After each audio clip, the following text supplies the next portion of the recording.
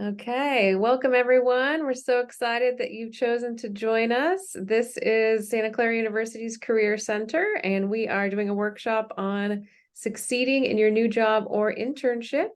I am Colleen Withers, Director of Campus Integration and Career Development for Santa Clara University. Introducing my co-presenter, Sandy. Take it away. Hi, good afternoon, everybody. My name is Sandy Maison, and I am the counseling internship at the Career Center. I am doing my intern, and I welcome everybody here. And this is going to be a great workshop that we have created together to helping new people who are in the new job recently or having the internship to help you to navigate the process of the first few months. Okay. Let's start this.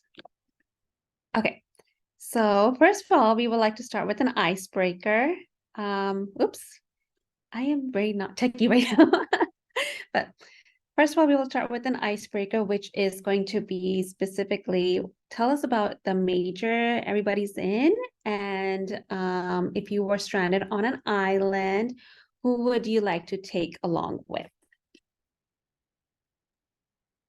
You can go ahead and add your answers to the chat. What is your major? And if you were stranded on an island, who would you take? That person could be dead or alive. Yes. And when I share the screen, I cannot see everybody. So I will, there we go. Now I could see everybody, most of them.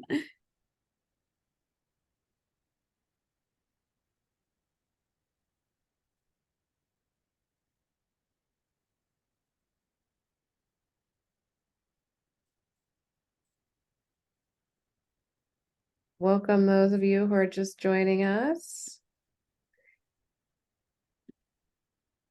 If you are a Santa Clara University student, could you raise a hand? I'd love to see how many of you are on. Okay. Nice. Looks like we've got a political science major, MBA student.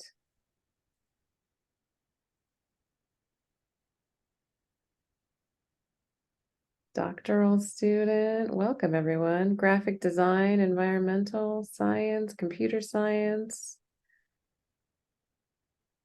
A lot of people are saying they'd bring a survival expert with them. So Yeah. that.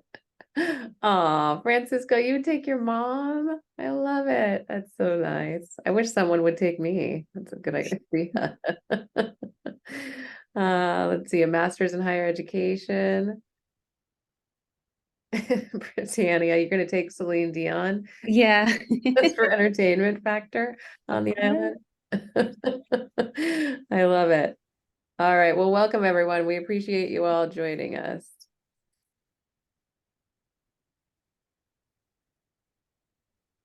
Oh, Rochelle's also going to take his mom. Okay. Moms are experts at surviving, so Exactly. I love it. I love it. All right, Sandy, ready to move forward? Yes. Let's see. Okay.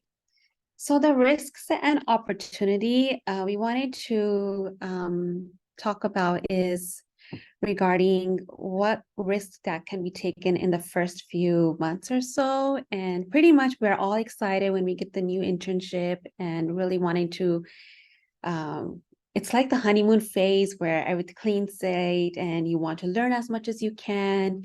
And that's the way it should be. But there are also risks that can come along with it. For example, lack of understanding of the culture, the lack of understanding of the relationship, or understanding of the organization that the company holds. So it's the risk, but there are great opportunities to grow and be curious in those areas as well. And it's important to make connections during this first few months as well. So doors are open, ask questions, and don't assume you know everything.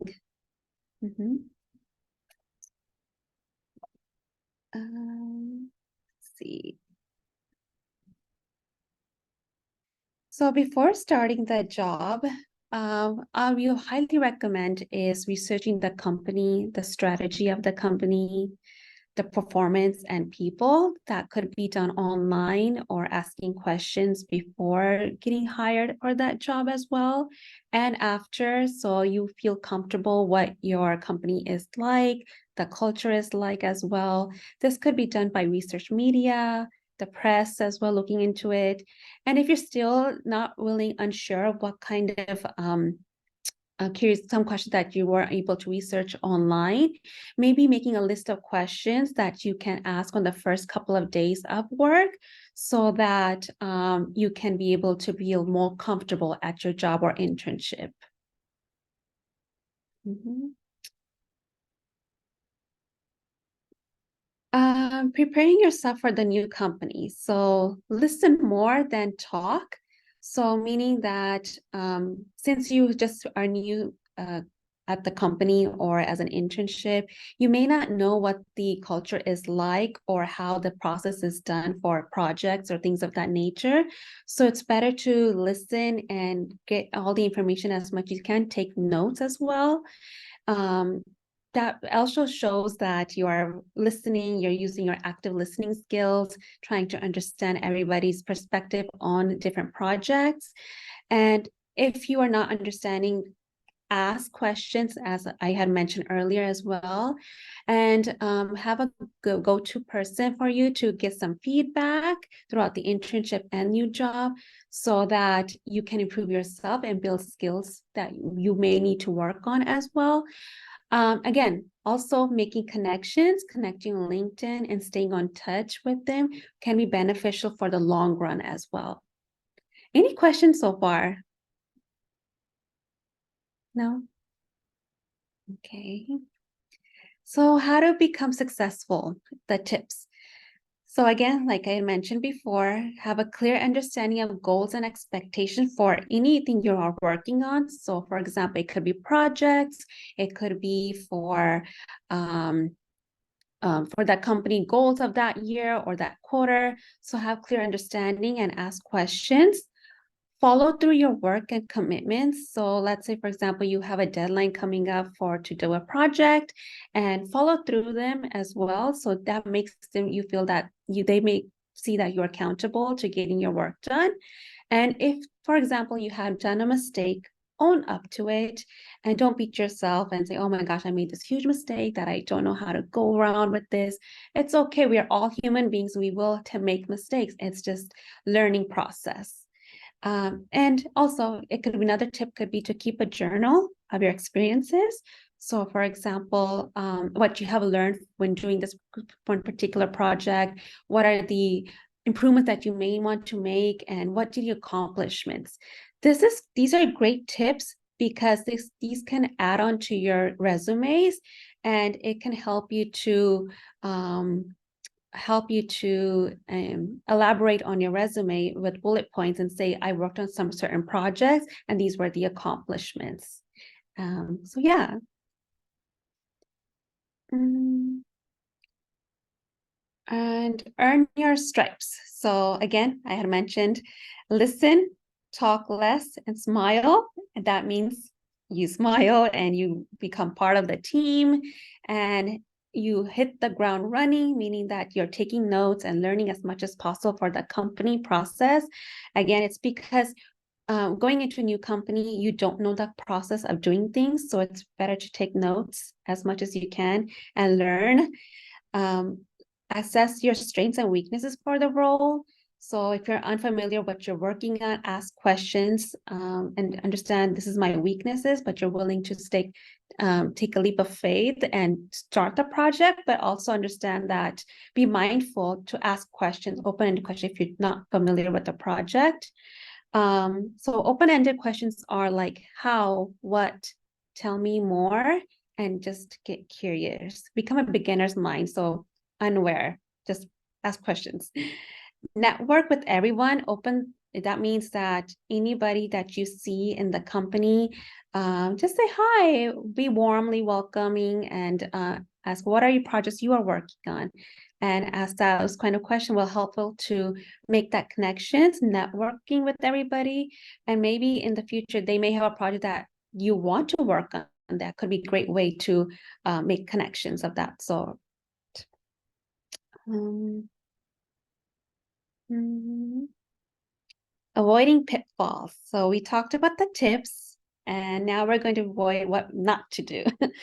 um, I know it's a great way to like have that phase where, oh, we want to do everything, we want to prove them that we are the best and the best, but that's great, like um atmosphere or the energy to have, but that can be also a downfall as well. So this is where we're trying to say is avoiding the pitfalls means you watching the tendency to impress or having all the answers. That could be kind of like, you know, everything, that kind of mindset. We don't want to be in that kind of mindset. We want to be like curious mindset, ability to grow and understand what the culture is like of that company. And maybe sticking with what you know is, it's good to have, but also taking on a challenging project that can help you to get out of the little of the uncomfortable and the comfort zone, getting out of it. So also saying falling prey to the action imperative, saying I want to do everything now, now, now. But it's best to set realistic goals and saying yes to everything. So it's better to have a balance and not overwhelm yourself to do everything. That's what we're trying to say. There's a question in the chat. Let me see. Yes, it's from Janine. When reaching out to coworkers for questions, if I don't hear from them, should I reach out again? Hmm. I think it's a great idea to reach out and say, hey, depending, I would just reach out and coworker for a question if I don't hear from them. Yeah, I would do it, but it would be like depending on like what is the question like, or is there anybody else you can reach out to? Unfamiliar question. That what I would go about. How about you, Colleen? Yeah, I'd say it's hard in a remote environment. So if you happen to be in a hybrid environment and say you sent someone an email, but you kind of wanted to follow up or you needed more information, or maybe you heard nothing from them, if it's something where you could stop by and actually see them in person, and ask them the question then. Obviously always keeping it very positive and not saying, I sent you an email and you didn't reply. Instead, just saying, oh, I had a quick question. Do you have a second? You might be able to get an immediate answer that way. Otherwise, I agree with Sandy. If it's a question, sort of a general question, and maybe you could send the email to someone else just to get an answer sooner, I would try that way. But when forging a relationship with someone, definitely giving them the benefit of the doubt that maybe that email got buried. So asking again for sure would be a positive, as long as you keep it in a positive light. Yeah. Does that help, Janine? Yeah, perfect. Thank you. Okay, so let's move on. Great question. I have the questions coming in. Okay. So now we are going to go into a breakout room case study. How do you feel about that, Colleen? Do you want to do a breakout room, or how do you want to do a class discussion? Yeah, let's just throw it out to the group here. So here's a scenario, and would love to get your feedback in the chat. So you started at your new internship, and the supervisor is not giving you any guidance on your projects. Maybe you've asked questions and they're not answering, or you feel like you have too many questions and you're annoying them. How do you find your answers? So go ahead and put your ideas in the chat for your fellow students. What could we be doing to find answers to questions we don't know?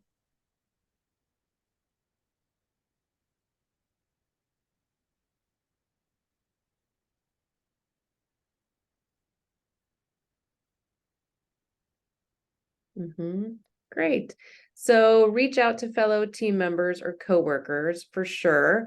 If any of you have an internship and there are other interns, that is, I would say 100% the first place to ask a question, especially if it's a easy question like dress code, what should I be wearing, or something like that. First go to your peers to ask those questions. If you don't have any other interns, maybe it's a smaller company, feel free to try to find other people who are early in career that might have similar questions. If it's a work specific project, so say the supervisor gave you a project and you wanted to ask more details about that, then trying to get an answer from someone within the group that you're in would be perfect. I also see a message here to say, ask more experienced coworkers who are in the same field. Exactly. So say you're part of the marketing team and you're an intern and the director of marketing gave you a project. That's when you would ask a more experienced person. So thank you, Matthew, for chiming in there. Maybe you're asking, the assistant director or something like that for some more specific guidelines on that marketing project so that you don't have to keep going back to the supervisor over and over. We've got some more about the peers for help, the internal company sites, definitely anything you can find online. So doing that research, Sonia, is a great idea. Looking at the external website, but also any internal sites, any Slack channels. So if you've just started a new job or internship, reach out and ask if there are Slack channels you should join. It might be something where they didn't think to add you yet. So that's a good spot. We also got a note about coming up with a version of the project and have something, take a look and review them. Definitely. Yeah. So that's a good way to go back to the supervisor, or again, like a one step lower, maybe the assistant supervisor, and ask, so this is kind of like the path, this is where I'm headed with this project. Am I going in the right direction? Is this kind of what you think that the supervisor is looking for? And then we got another note, if not guidance, perhaps a peer circle. So other interns, perfect. A meetup with frequency to compare notes. So that's great as well. I love that initiative, Jonathan. If you have other people that you can try to have a weekly meeting with, either early in career people or other interns, even if there are other interns in different departments, sometimes, the marketing department might have an intern and the sales team has an intern. Maybe you can set up a weekly lunch or coffee break to sort of compare notes on how things are going. Yeah. Perfect. Sandy, anything else to add on that one? No, I think you touched on the great basis, and everyone chimed in, did a really great job with giving tips and advices. Again, I would do the same thing as, like, if the supervisor is not giving guidance on work projects, I would ask other members what are they working on as well. Maybe I can chime in with them as well. And yeah, that will be helpful too with other peer members and other mentees to get along. Yeah. Yeah. Perfect. All right. Scenario number 2, you make a mistake. Uh-oh.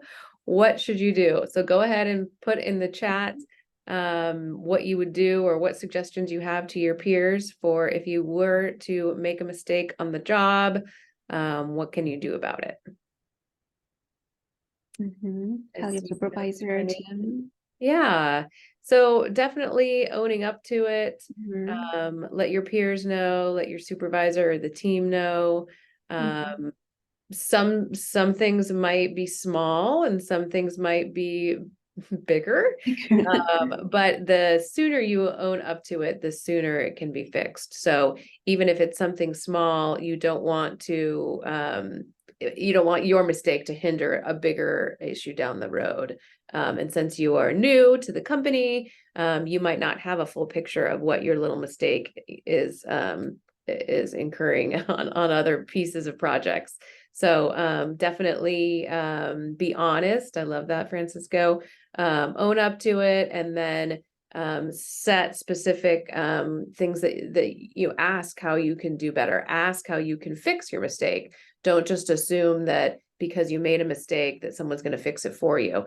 Think about strategies. This is the mistake that you made. These are some things that you think might work to fix it, but go ahead and ask others for their input. And if they've got ideas, ask if they could teach you how to fix this problem rather than just solve it for you. Be receptive to the feedback and criticism. Yes, I like that one a lot, Janine, because that is hard for all humans, I think. to be receptive when we might get some criticism from someone. So definitely keeping in mind that you're learning and it's normal to make mistakes. Mistakes are actually not bad. It's a good, it means you're learning new skills, you're learning new things. But there could be implications that you have to take ownership of. So I do love that. And Jonathan, it looks like you've got an HBO show to recommend. Trade air. Oh, yeah.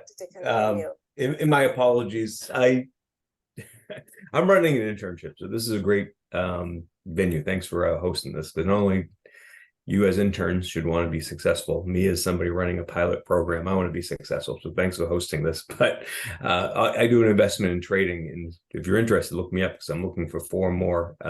We're hiring on LinkedIn, but there's a show on HBO called Industry. If you want to kind of a glimpse of the life of investment banking, really fabulous, really fabulous. But if you make a trade error, cover it up ASAP. That would be a significant mistake, definitely.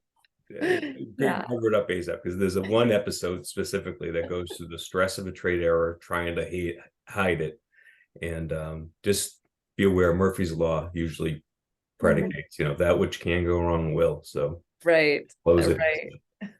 Perfect. Thank you for that. I have not seen the show Industry, but I've heard of it and I heard it was really good. So thank you for that tip.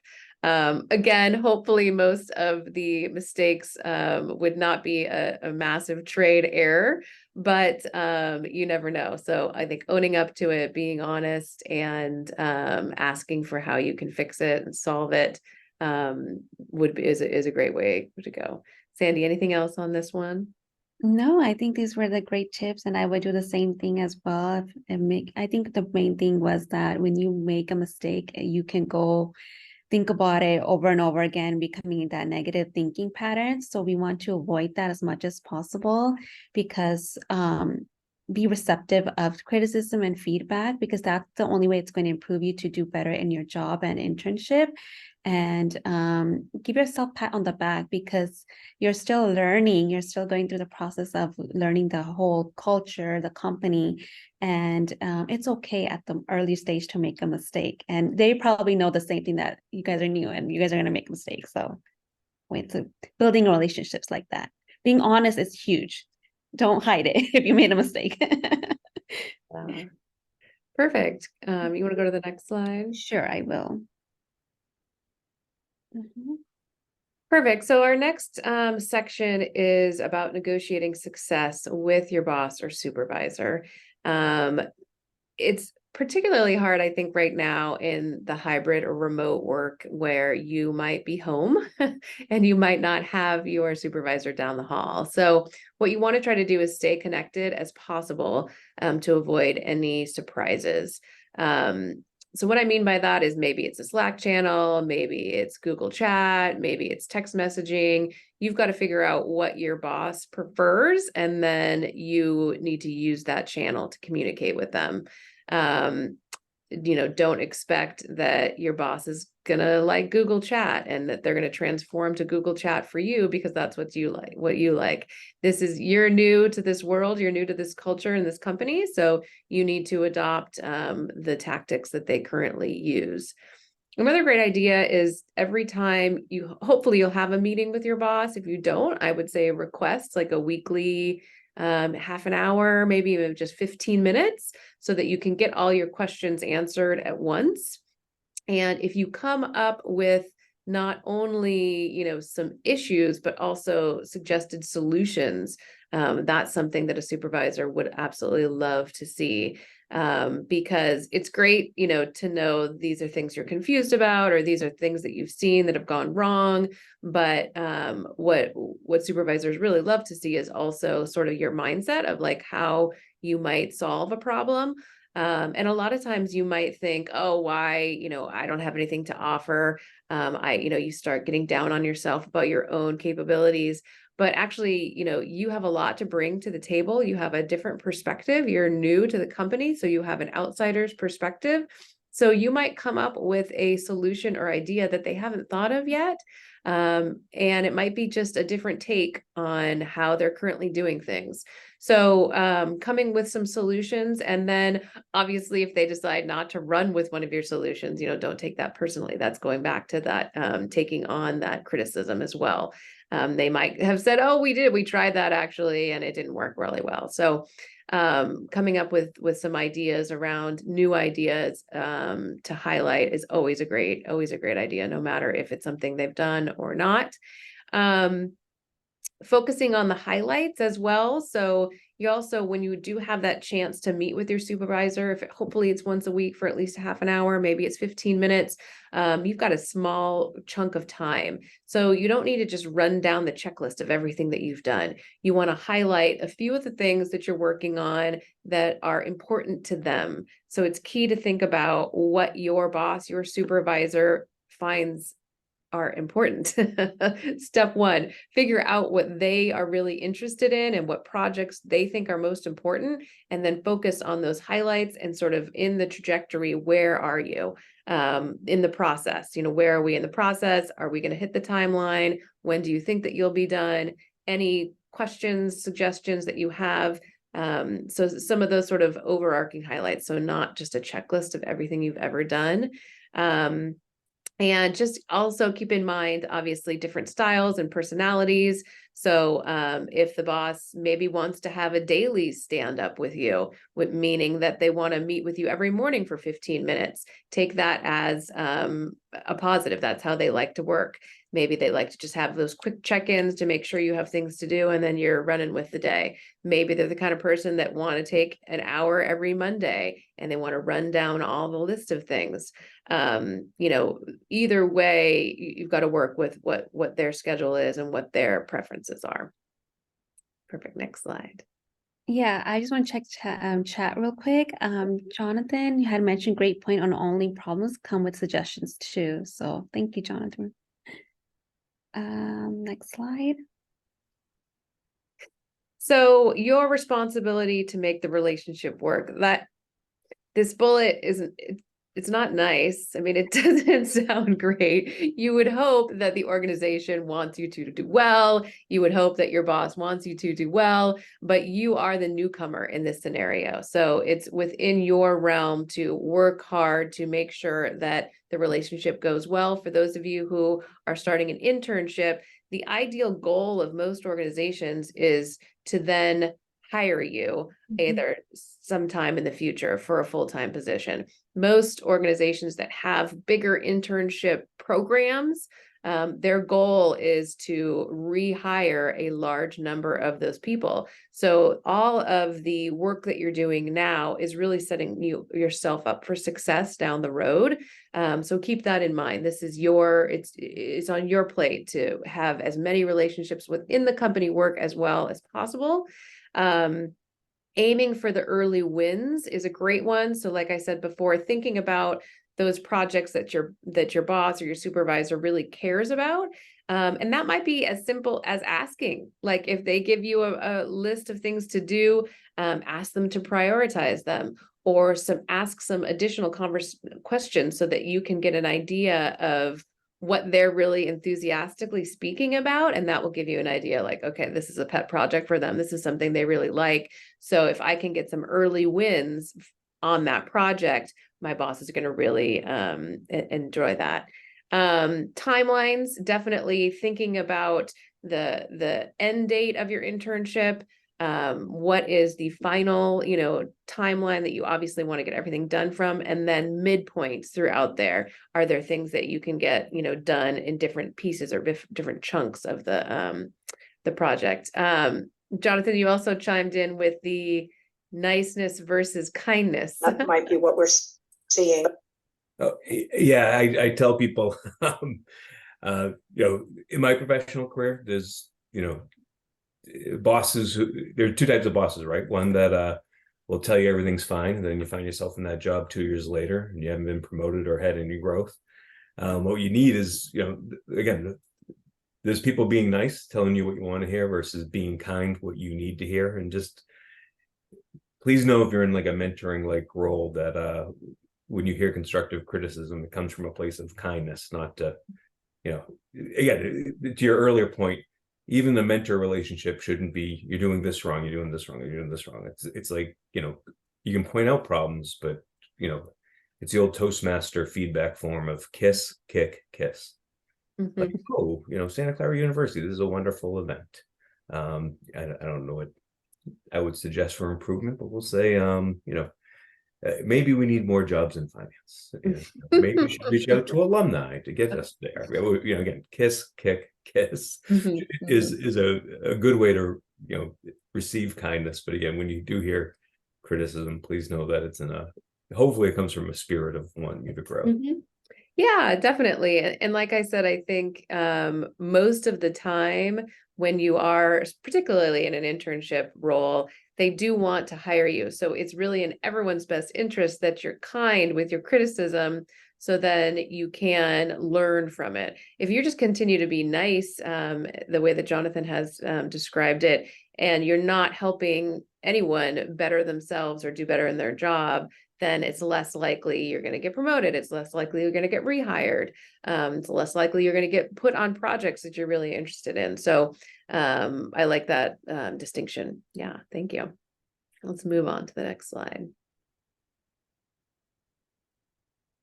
Early wins. So when we talked about what matters to your boss, that would be an important way to figure out sort of the basic principles of the things that you want to work the most on, focusing on those promising opportunities, but make sure you're asking a lot of questions. So make sure that you are matching the culture. Think about what you can achieve early and quickly. And then you can let your boss and the team know these are some things that you have contributed on quickly and really helped. And then you'll have everyone excited. Oh, thank goodness we hired that intern, because they've really added value, right from the start. The next slide, yeah. Perfect. Sandy, did you want to cover this one?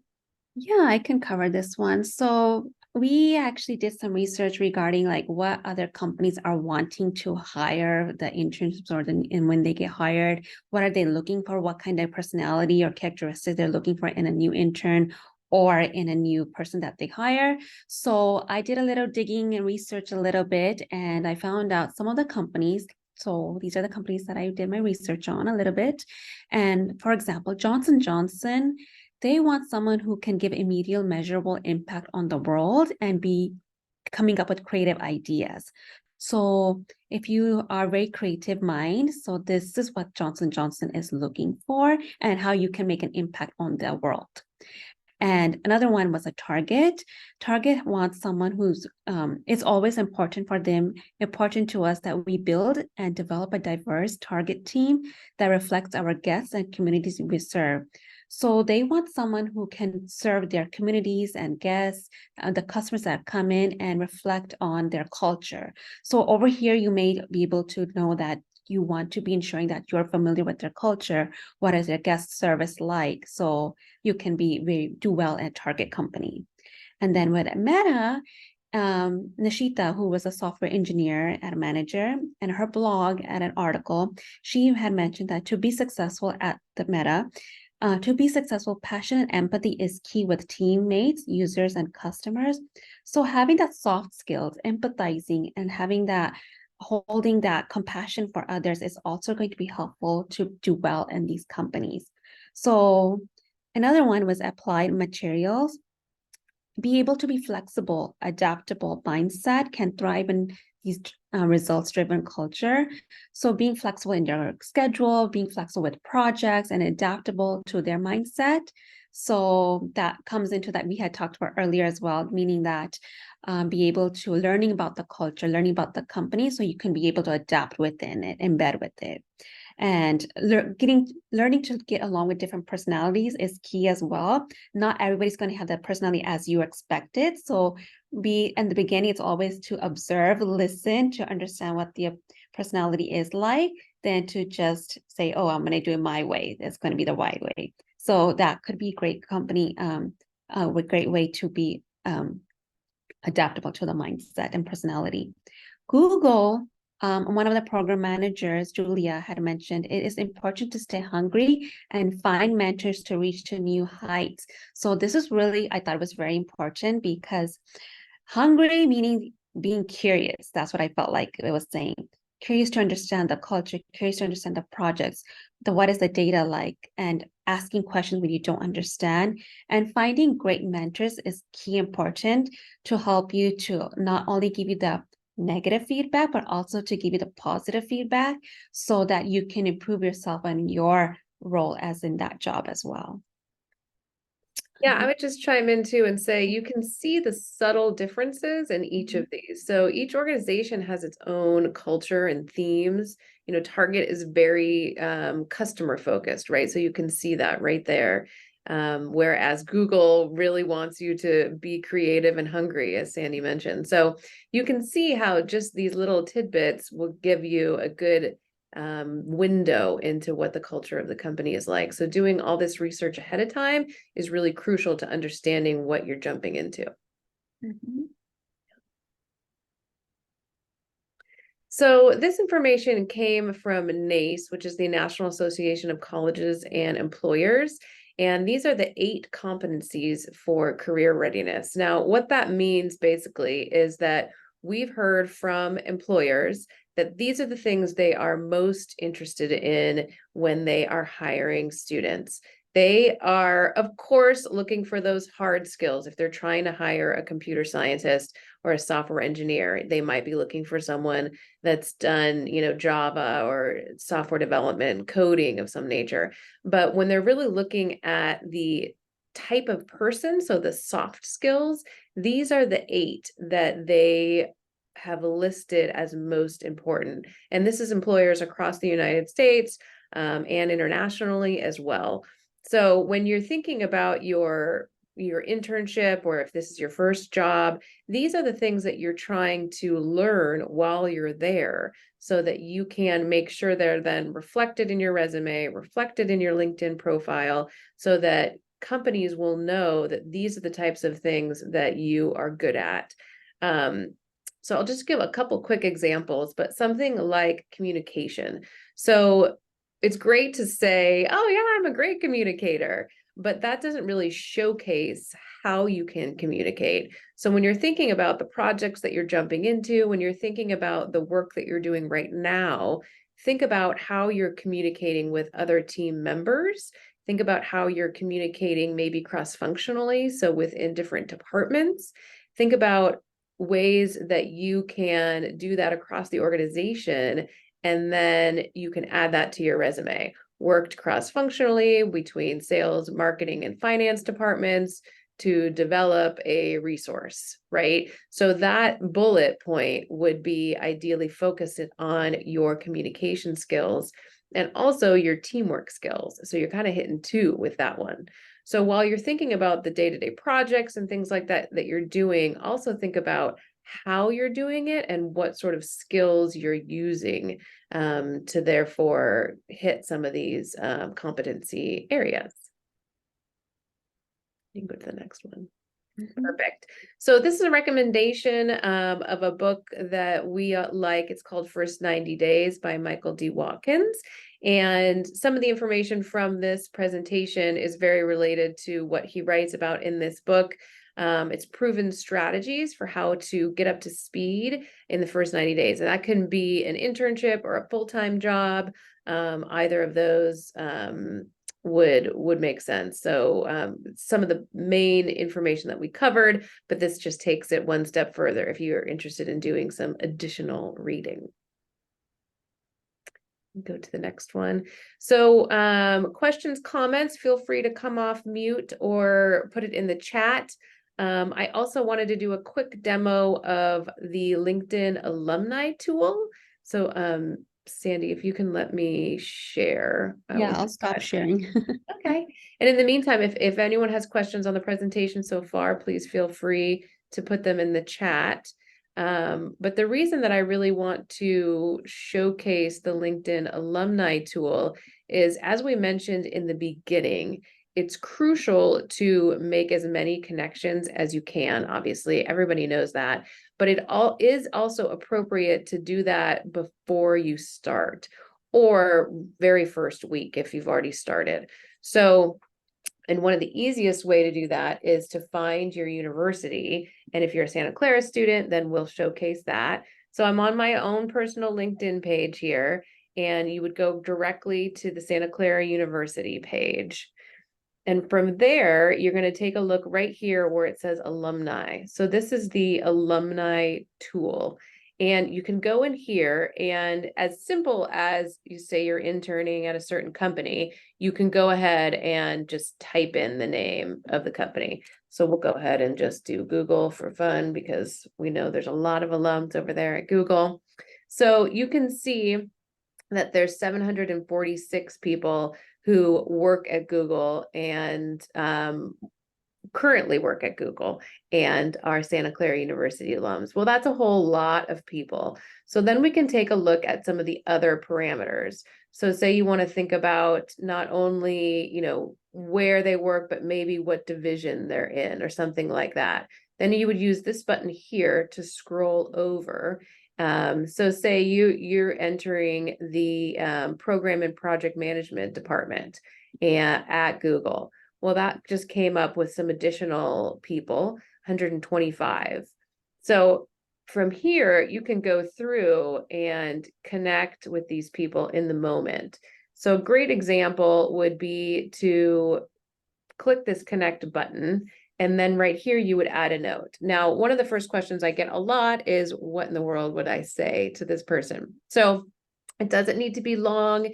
If you're a Santa Clara student and this is a Santa Clara alum, you would simply say, I'm a Santa Clara student. I see that you're an alum. I would like to connect on LinkedIn to expand my connection, something like that. Once you become connected with that person, then you can use the message function. So a good example for that, for me, I'm already connected to this person, Mark Louie. So I would be then using this message section. And in here, you might want to say something more, more personal, like, hi, Mark, I see you're a program manager at Google. I'm so excited. I'm also starting at Google to be an intern in the program management department. Would love to connect and, chat with you. And then from there, you can, come up back and forth with maybe a 15-minute coffee chat, just to feel like you've got someone else within the department to be able to chat with. And maybe they're within the group you're in, maybe they're not, obviously. The program management group at Google is humongous. So Mark might not be that person, but it would be someone else that you could ask questions to. Might be someone else that you could shadow while you're there. It might be someone else to just give you an insider tip on what's going on in some other groups. I did see, did we have another question? Oh, agree, Jonathan. Sending an introductory email and personalizing the note. Yeah, Jonathan, is that the what you wanted to add? Yeah, just it drives me crazy getting blank requests. I usually delete that, or I have a very snotty reply of, it's been a lot of years and a lot of miles, but can you help me refresh our acquaintance? and because I'll say this to the people in my network, I will open up that network, and everybody on LinkedIn I've at least had a 5-minute conversation with. That means, I sent a warm thing saying, yeah, I met you at a conference, but nice meeting you. There's some timestamp. So the thought process is, for my interns at the end of the summer, hopefully it's going to be a glowing experience. They're like, hey, Jonathan, loved it, but I'm looking at, some derivative industry. I see you're connected with so-and-so. And I can tell them, yeah, I work with that guy closely, play fantasy football with him, water cooler talk, or, oh, I just met him for 5 minutes. I'm happy to construct something, but just be aware that everybody in my network is somebody I've met, but that's not to say, and then you keep some record of you as to the depth of that. Yeah, no, I agree. I think when you're using the alumni network, that's the easiest thing to do. And it's really just not that hard. Add a little note. I'm a Santa Clara student. I'm majoring in finance. I see you also majored in finance. I'd like to connect here. I think a lot of times students feel hesitant about sending those messages, but you do have things in common. So if you're both Santa Clara, either alums or current students, you do have things in common. So there is an easy way to connect. I would also say not to be too concerned if people don't reply to you. So usually what I suggest, particularly within the LinkedIn alumni tool, is if you're sending, 20 connection messages, you might get 2 people to reply and have a back and forth conversation with. So that's 2 out of 20. So keep that in mind, that your hit rate might not be extremely high, but you can really find some significant conversations that way as well. The other thing I just wanted to showcase, obviously 191, if you put in Google and program management, is still a large number. So you might want to focus on other skills that they have, or maybe something like their location. If you're hoping to see someone in person, then you could add any of these other spots as well. And then the only other thing I wanted to mention is called Bronco Exchange. So those of you who are Santa Clara students, you can also use a tool called Bronco Exchange, which we highly recommend. Once you go on to, you can just Google Bronco Exchange, and it is a community where alums can connect with students, and alums sign up to mentor students. So it's not only a platform like LinkedIn where people use it to search for jobs and all that sort of stuff. This is just for Santa Clara students and alums, and it's just for mentorship. So once you go in here and you click join the community, you'll get authorized, and then you can see from there, this is kind of what my profile page looks like, but you can go into this network tab, and this actually links to your own LinkedIn, so you don't have to retype everything. But once you go in here and you can see the people that are in your network, you can then again do a lot of searches, just like that LinkedIn alumni tool. You can go in there and search for people that are local. You could go ahead and search for people who work at a certain company. So you've got all sorts of filters here. So even within our little Bronco Exchange community, we've got 62 active users who are somehow tied to Google. That means they either are currently there or there previously. And then from there, you could go into this more filters, or maybe you want to go into the major. Maybe you want to see other people who majored in marketing and see, if any of those people, if there's any overlap. So then you can go through and take a look at who some of these people are. Now, the hit rate, I should mention in here, is going to be a lot higher, probably closer to about 50%. So when you message 4 people, hopefully 2 people would be returning that message to you. And that's primarily because the people have signed on to mentor students. Again, the messages are very similar. This let's connect. And even within this Bronco Exchange community, we do have some message template messages. So if you're still super hesitant about what to say, feel free to take a look at the templates. They're great ideas. So I also highly recommend using Bronco Exchange. The only limitation to it is if you're working at a startup, right, and you're at a smaller company, it's going to be harder to find people on Bronco Exchange. But I recommend that you start with Bronco Exchange, and then if you don't find anyone there, move over to the LinkedIn alumni tool. And doing that as soon as possible before you start in the first few weeks. And then definitely every person that you meet while you're at your new job or new internship, you go on LinkedIn and you message them, just to stay connected, because ideally, like I said, in the long run, you're creating relationships that will last for this job and the next job and the job after that. So this could be an internship that then becomes a full-time job, or it could be an internship for next summer. Or if this is your first full-time job, then it could be someone who you connected with at this company, but they moved to a different company. And a couple of years from now, you want to move where they moved. So you're creating a real long-term relationship strategy, and starting now is the perfect time to start. Any other questions in the chat? Feel free, or come off mute and just go ahead and ask.